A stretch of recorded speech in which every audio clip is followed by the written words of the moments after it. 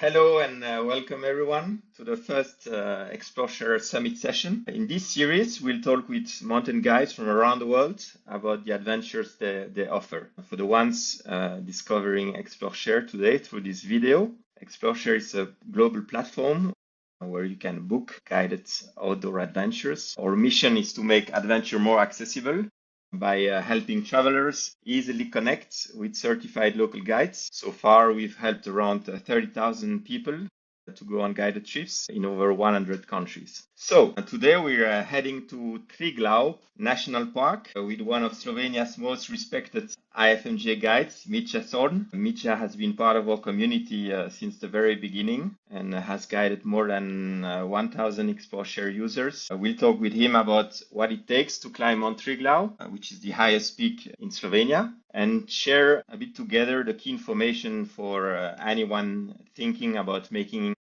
the ascent. We'll also answer the most common questions asked on Explore-Share by people planning their Triglav adventure. And for this, there is no one better than Mitja, who has reached the summit, I think, more than 400 times. Mitja, welcome. Thank you for joining us today. I'm very good, thank you. How are you?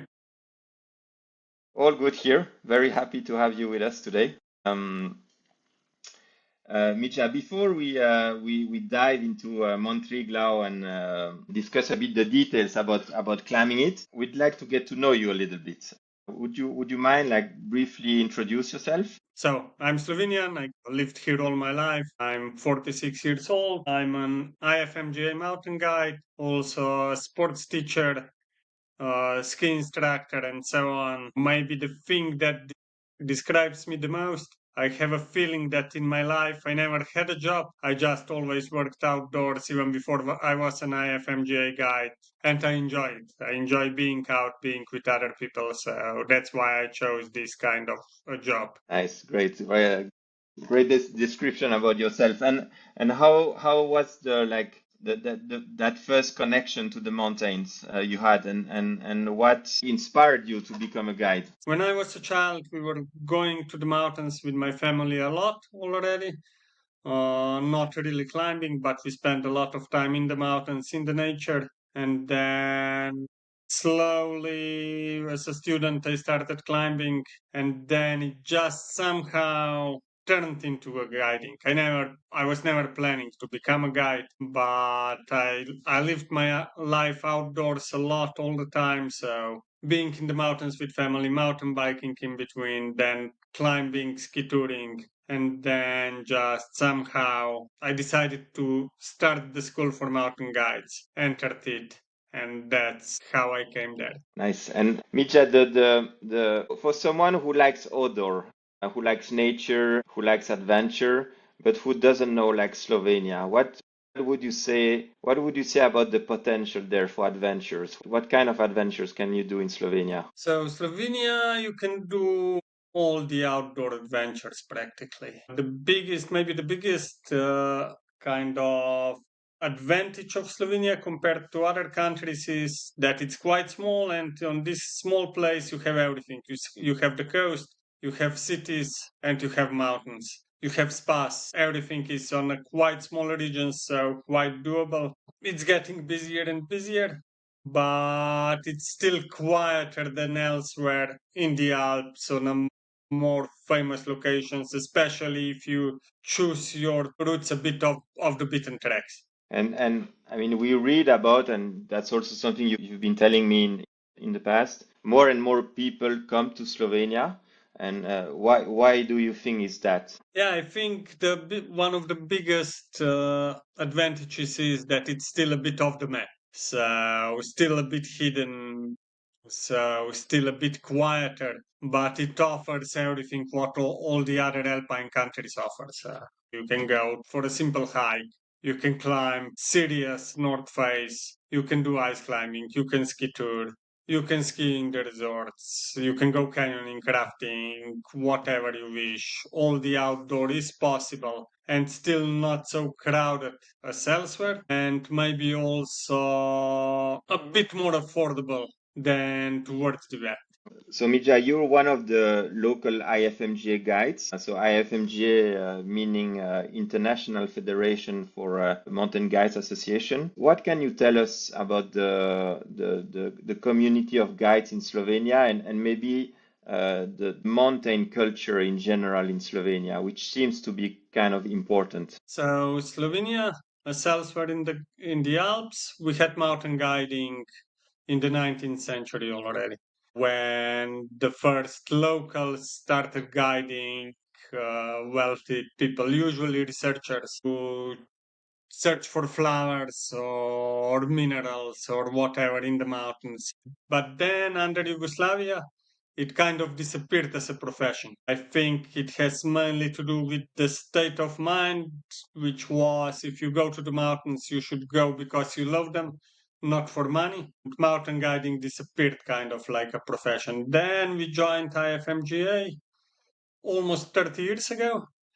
Uh, and we got first professional guides about 20 years ago, but they started working in the a bit to the west, so around Chamonix and so on. And I am one of the first ones that focused in guiding in Slovenia 16 years Mhm. ago now already. And that's how we started really developing guiding in Slovenia. So 16 years ago, we had enough work for one or two guides, and we both had to do some side jobs to survive. And now there's work for more than 10 guides in Slovenia just doing practical guiding, just in Slovenia. It's more. Okay. So in Slovenia, we have close to 80 IFMGA mountain guides now, and I think around half of us work professionally as guides or mainly as guides, and about half of that half, so about 20, work a lot in Slovenia also. So, Okay. yeah. Great, interesting. Let's now discuss a bit about climbing Triglav more specifically. So Triglav is on the flag of Slovenia, right? What makes this mountain such an important symbol for the country? Triglav became a national symbol because it was important for Slovenian identity at the end of 19th century. Uh, at that time, we were part of Austro-Hungarian Empire, and the first huts built, the first trails built around the mountains were German. Then in 1895, a priest from the village below Triglav, Jakub Aljaž, he bought the land on the summit and he constructed the tower on it. And that tower meant the top of Slovenia is Slovenian, not German. He actually pissed the Germans a lot with that act. And then throughout the years, it became a national symbol. So I think, yeah, it came to the flag because of the tower, not just because of the mountain, and to the Slovenian identity also. To be a true Slovenian, you have to climb Triglav once in your lifetime, and I think about 30% of Slovenians actually did it. So talking about climbing Mount Triglav, there are like different routes to different ways, different routes to reach the summit. Can you tell us a little bit about this? Yeah, so there's a lot of options to climb Triglav from all different sides. I work on the Gorenska part, so on the kind of northeast part of Triglav, and from this part there's three routes we use a lot. So the hardest one goes from Vrata Valley up the north face or by the north face. It's Trivia Ferratas and a lot of climbs, also rock climbs in the north face. Then it's the longest way from this side, leads from Bohin Valley across the Valley of the Seven Lakes. For this one, it's good maybe to take 3 days, not only two. And the one I guide the most, the easiest way, Kerma Valley, which is basically quite close to Urata in between those two. And if we compare it with the others, it's about the same distance as Urata, much shorter than the Seven Lakes. But to reach the hut, it's a normal alpine hiking trail, no cables, no technical ground like from Vrata Valley. And of course, you can also climb it from Socha Valley, but it's the other side of the mountains. The starting points are lower. Otherwise, you have a lot of options from there also with a bit lower starting points. The the route from the Karma Valley that you guide the most, how long does it take using that route to reach the summit and then come back down? So on average, it takes us around 5 hours and a quarter from the valley, from the car park till the mountain hut, which is roughly around just below 1,600 height meters.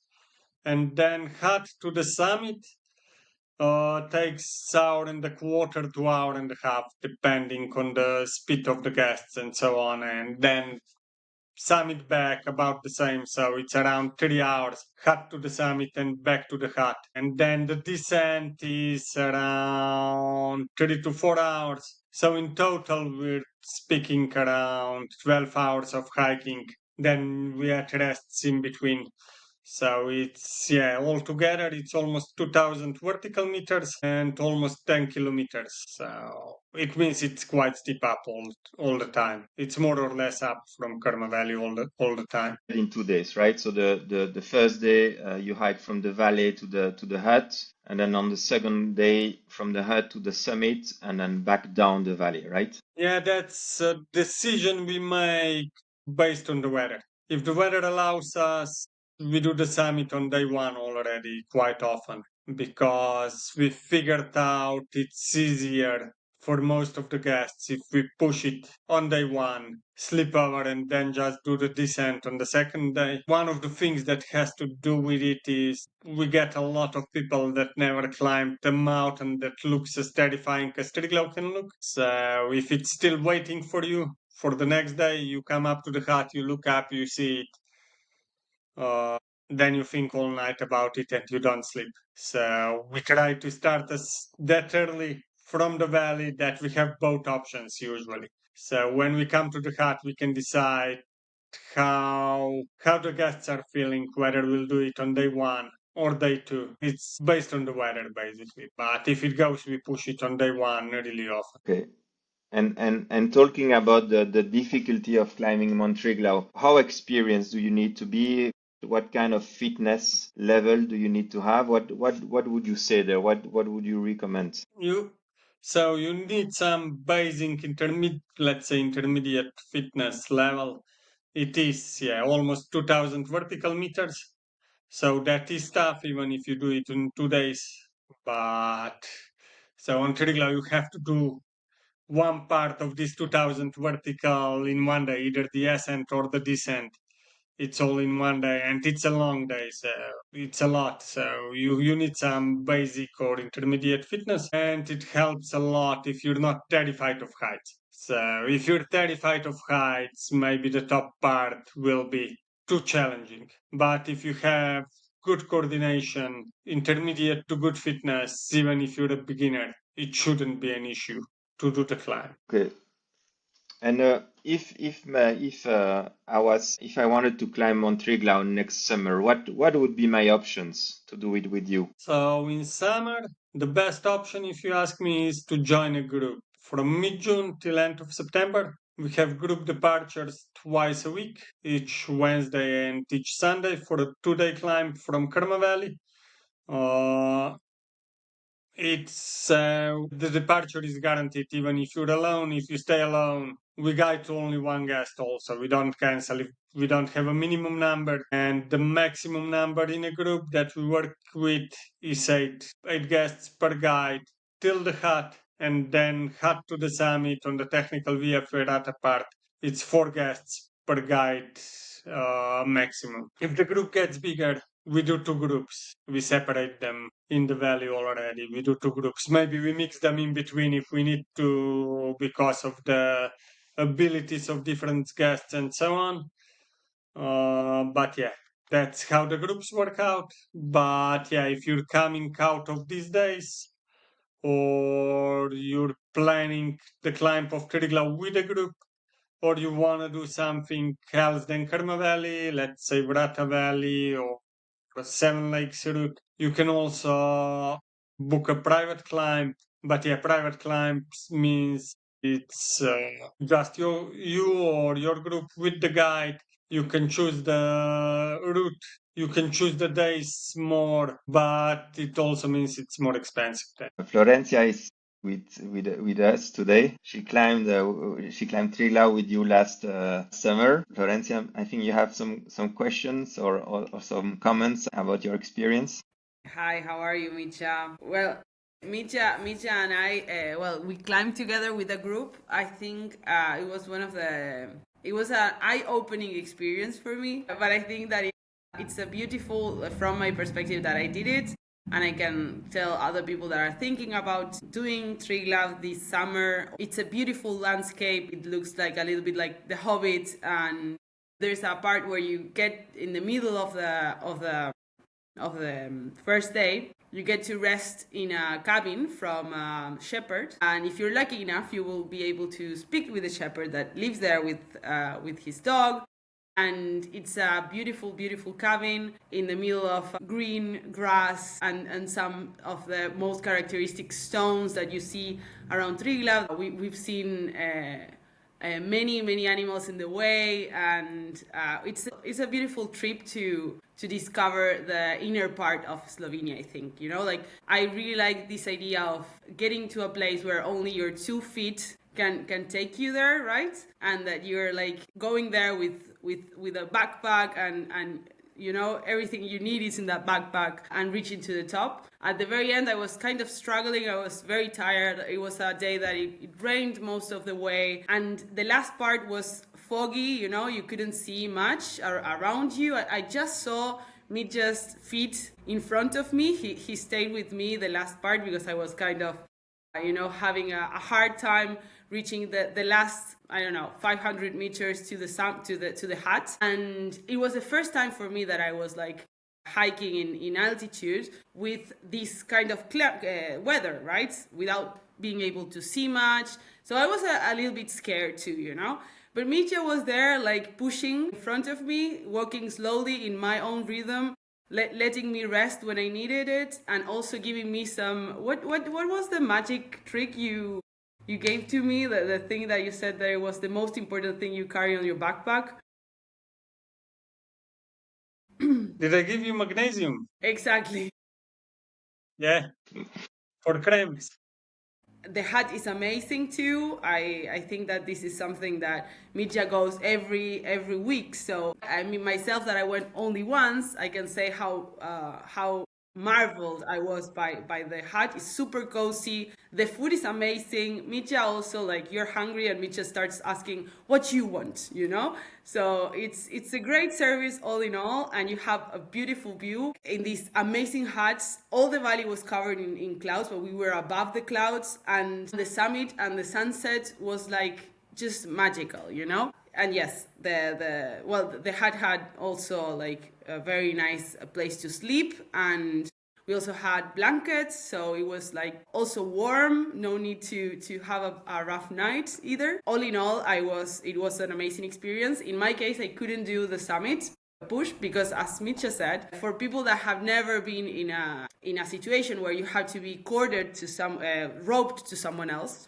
it can be a little scary. You have to follow the rhythm of the people who are in front of you, and sometimes that can get like a little bit scary, not only for the height and also the terrain, that it's a little bit more than a hike, right? It needs another experience, but I think that I'm going to do it again with a little bit more training in the future. But maybe, Mitja, not only my experience, but you can also tell us in terms of the last part, or the rope part, how is it, and if you had to talk to clients like me, for instance, hikers like me, what to expect and how to prepare beforehand to this experience, right? A little bit more of a tip, you can give to people, like, get a little bit cold feet in that situation. So we always rope up for the top part of Triglav, because the main reason is our main priority is safety. So I climbed Triglav around 400 times or even more now already. And in summer, it only happened once that someone would fall to his death without being roped. But once is enough. So that's the reason we rope up. And so first reason to rope up is safety. Second reason to rope up is you can help your guests to be a bit more confident if they are on the rope. especially the nervous ones. We usually try to evaluate the guests on the way till the hut already, and that's when we decide the order on the rope also. So if you're worried and we didn't see that you're worried, you should tell us. What would you say are the most like common mistakes people make on Triglav that kind of bit like affect their experience?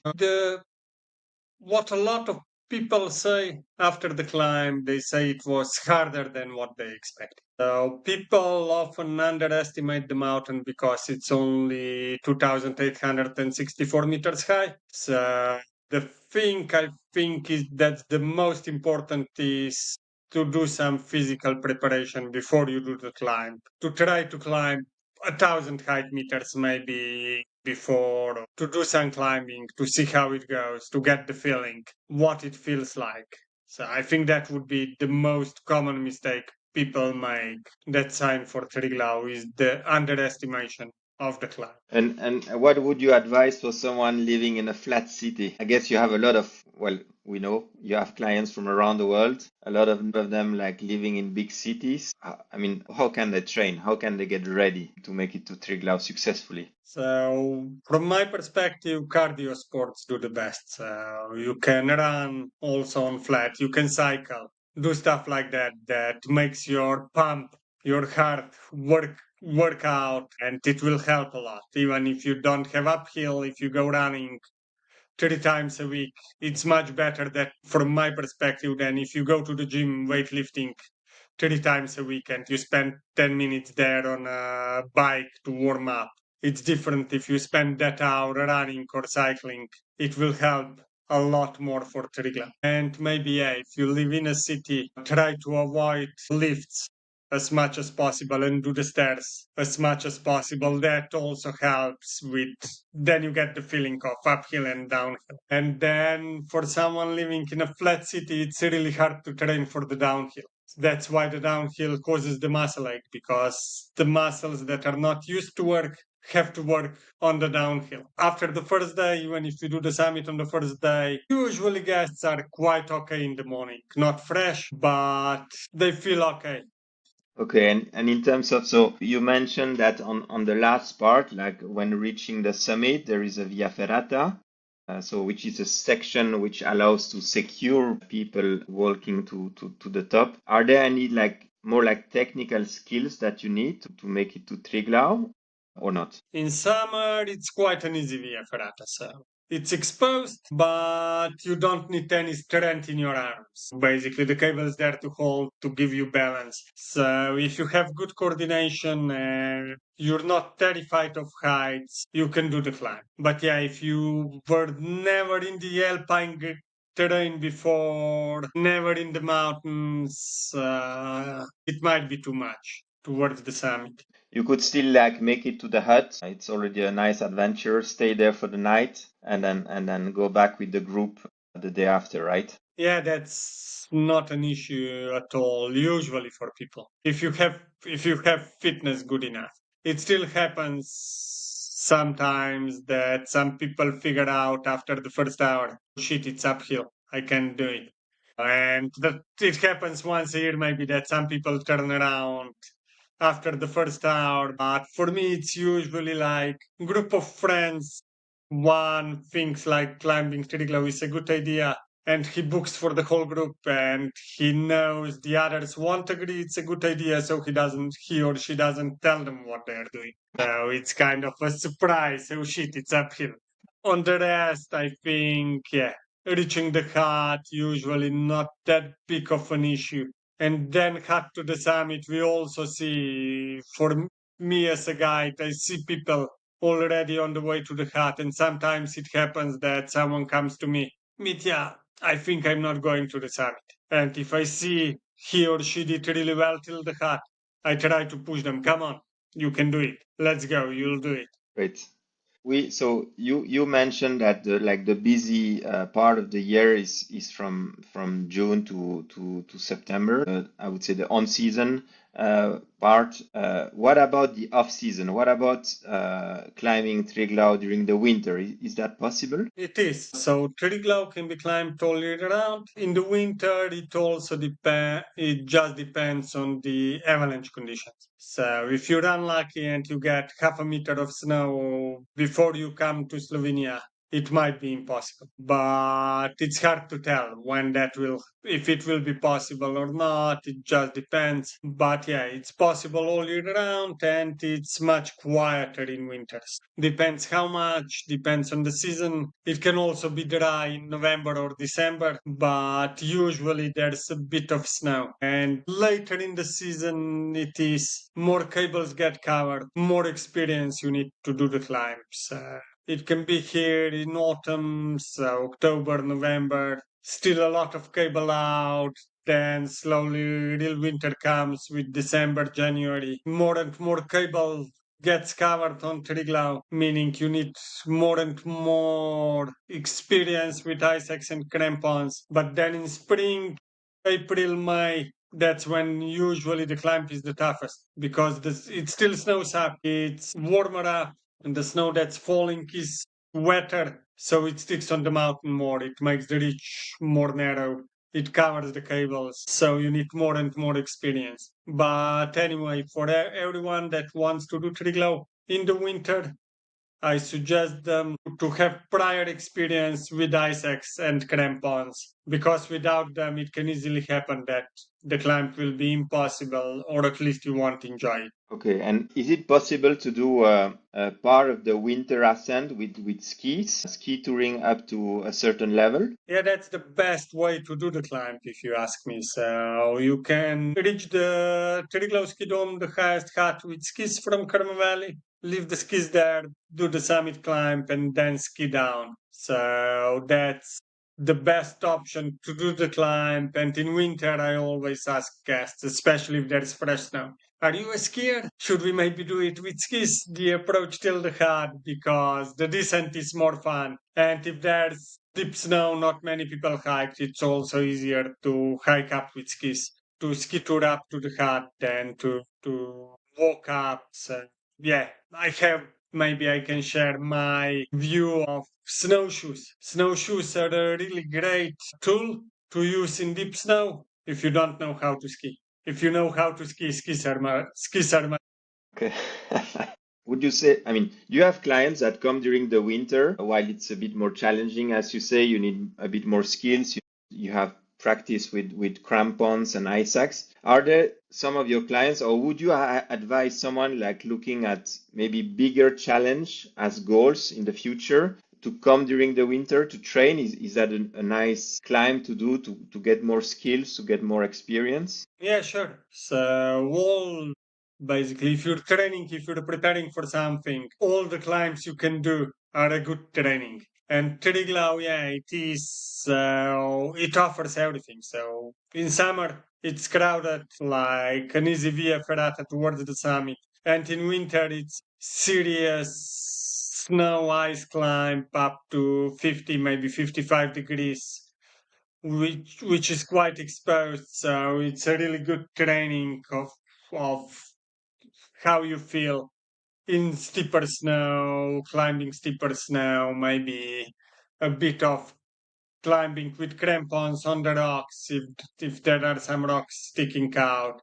So it can be a nice preparation for more serious goals. And it's also, yeah. So the best thing for me in winter is there's usually not many people around.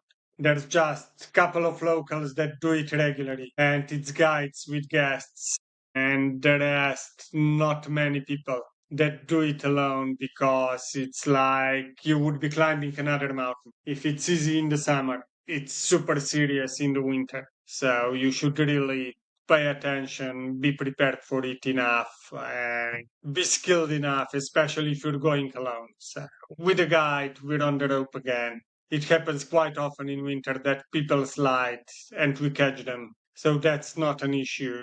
But you need some prior experience, and it can be a really nice training mountain for something bigger. Let's say it's more, from my perspective, climbing Triglav in winter is harder than climbing the highest peak in Austria, Grossglockner, or climbing Mont Blanc, and so on, technically speaking. As I mentioned a bit earlier in the discussion, so you've been guiding more than 1,000 users from Explore-Share. So this means that thousands of discussions took place on the website between travelers and yourself during the booking process, during the planning phase. We made a bit of a short list of a selection of the most frequently asked questions you have had those past years on the website. So we would like to help the travelers that plan to do it in the future to get some answers on those most frequently asked questions. So let me ask you here a few questions that if you don't mind, that you're getting a lot. The first question is,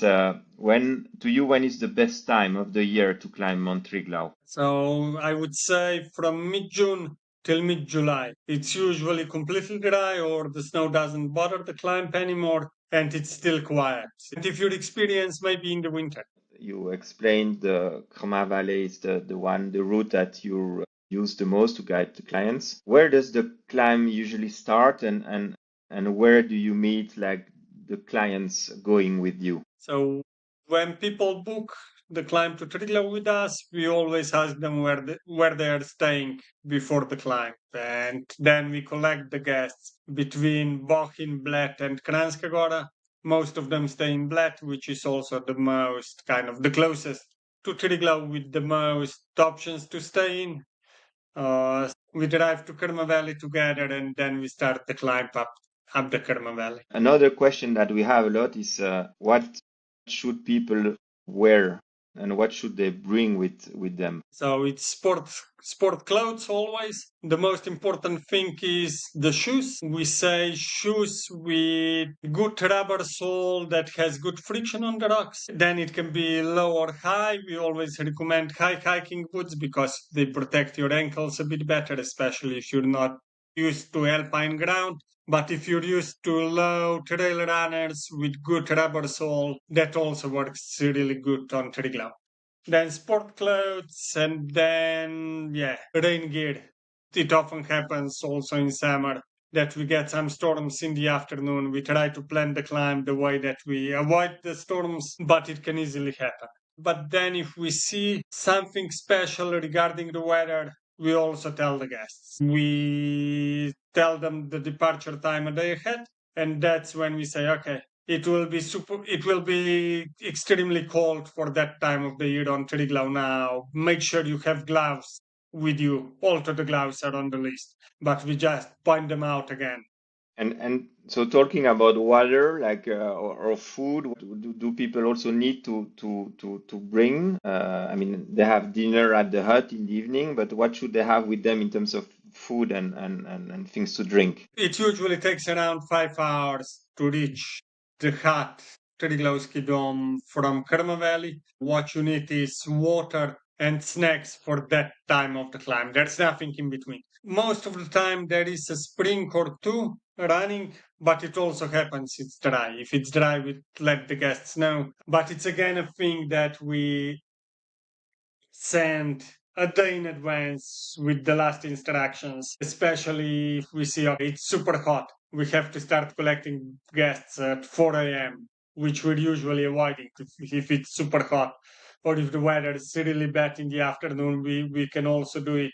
And that's when we say we advise you to eat some breakfast before we collect you. So all that things are important. Do people need to carry money with them to eventually to pay things at the hut? The huts up in Slovenia, most of them have credit cards, but it often happens that credit cards are not working because they are using satellite communication for the internet, and they often have issues. So we tell all the guests, okay, bring cash for the hut. That's what you need to bring, and then you need some extra money for maybe lunch and some other drinks. And in terms of so talking about the hut, in terms of booking, how does this work? Is this something that you're doing, or is this something that the clients need to do? So I understand that they when they arrive they pay, or it's the climbers paying, but who must be booking the spots? Yeah, it's us. It's me that books the spots for all the guests, especially for late minute bookings. It would be hard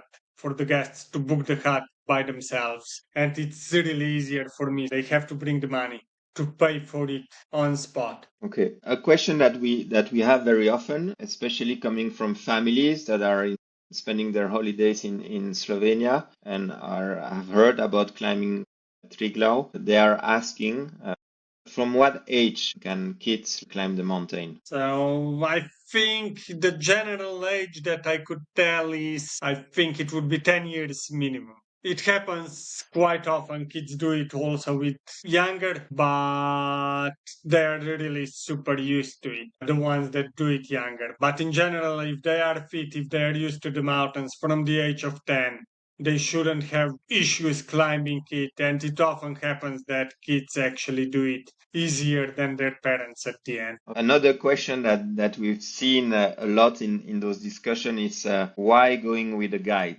If it's not so technically difficult, if I'm not afraid of heights, why would I go with a guide?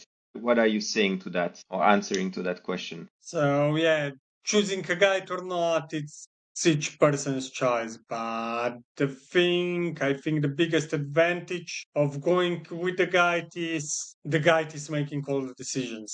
So it's already the decision of the start. When will I start? What I say to the guests is, if you book a guide, I will make sure you get the best possible weather on the summit of Triglav in the 2 given days that you had for the climbs.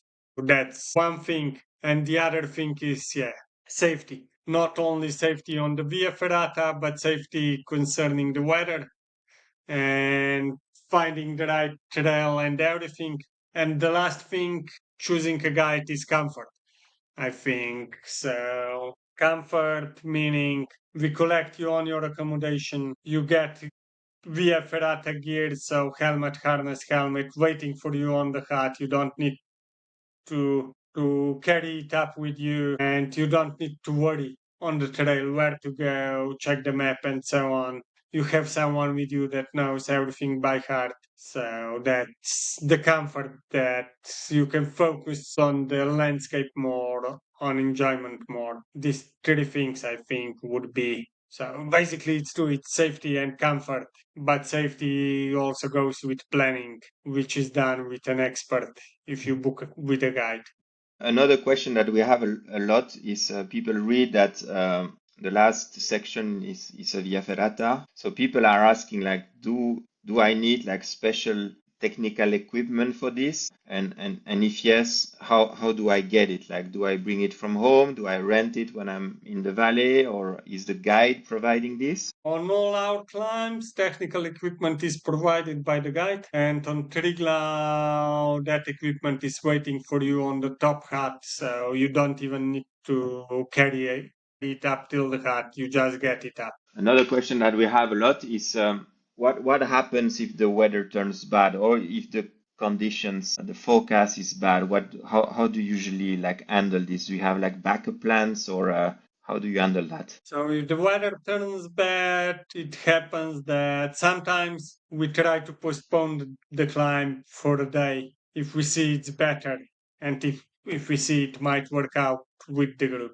The second option is sometimes we offer some alternative climbs for the guests if the weather's bad. And the third last option is if we see, okay, it's really super bad, we can't do anything, we can't do alternative climb, we can't postpone because it's still bad. We offer the guests, okay, you can join any of our other groups, so the next one in 3 days, or you can get your money back.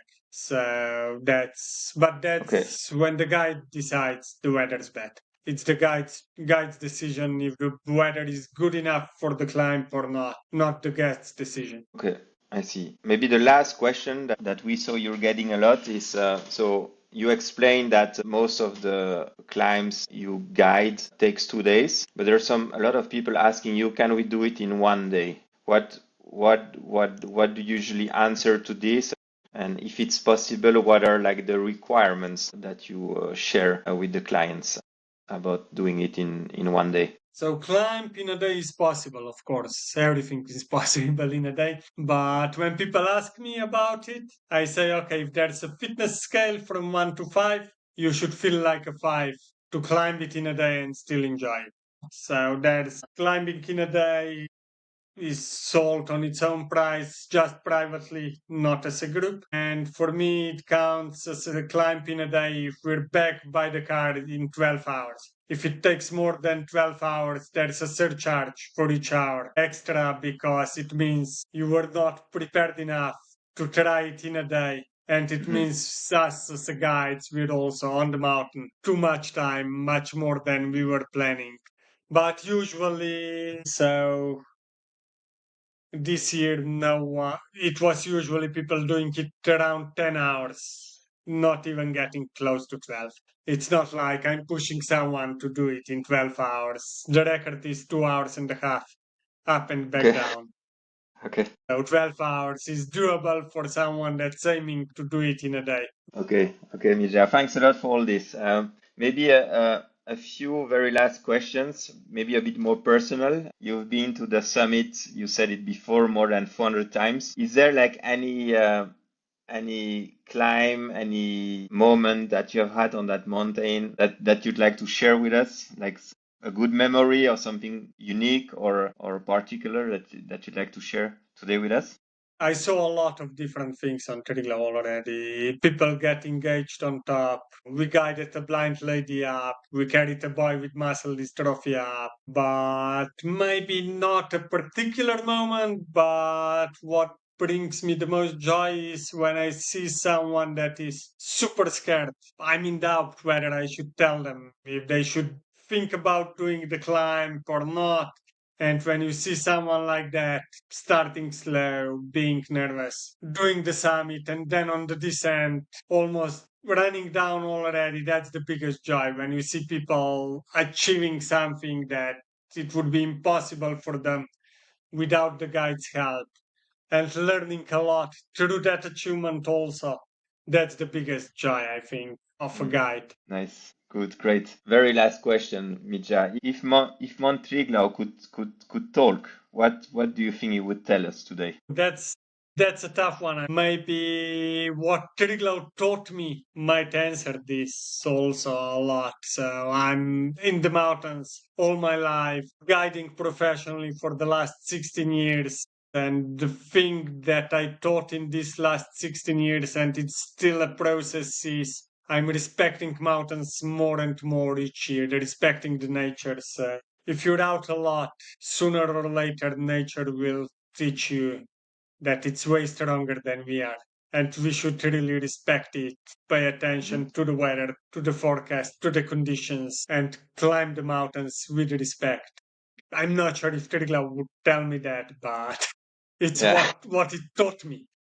Yes, I like it, and that's something, I mean, definitely we share here at Explore-Share, so it's definitely an important value that matters. And well, thank you very much, Mitja, for taking the time with us today, for answering the questions that people usually ask you when they're planning to go to Triglav. So thanks a lot for that. Maybe on a more personal note, I wanted to tell you that's something I've told you in the past, but I want to say it again today, how privileged we feel of having you in the community, in the Explore-Share community. When I launched the website a couple of years ago, I wanted to help travelers, people liking adventure, big ones or small ones, but to make the planning easier, to make the connection with the guide easier. And I'm very proud of what we have managed to build with you. We get a lot of reviews from people that have been climbing Triglav with you, and they always highlight the same things, like your professionalism, your care about safety, your flexibility, also your knowledge about the mountain, and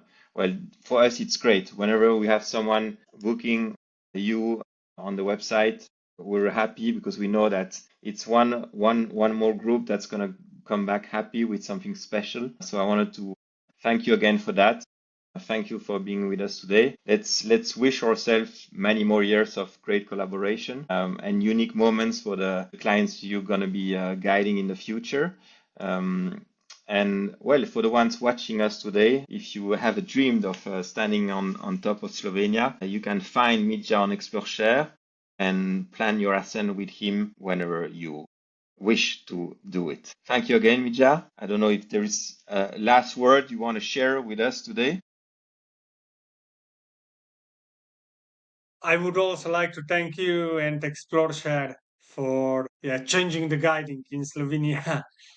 My what I was talking before and being rested and so on, working off season. It's a lot because of you guys. That's why I get work off season and I can rest in the main season in between also to be rested enough to work with people. So a big thank you to you guys for bringing all the guests that we're getting here and helping the guiding industry in Slovenia a lot. Well, very nice. Thanks a lot for sharing that. Well, let's keep on doing great job together and bring even more people and help the way we can the local guides community to get bigger. So well, thanks a lot, Mitja, for today and for our audience. Well, let's meet in a next session in the near future. See you guys.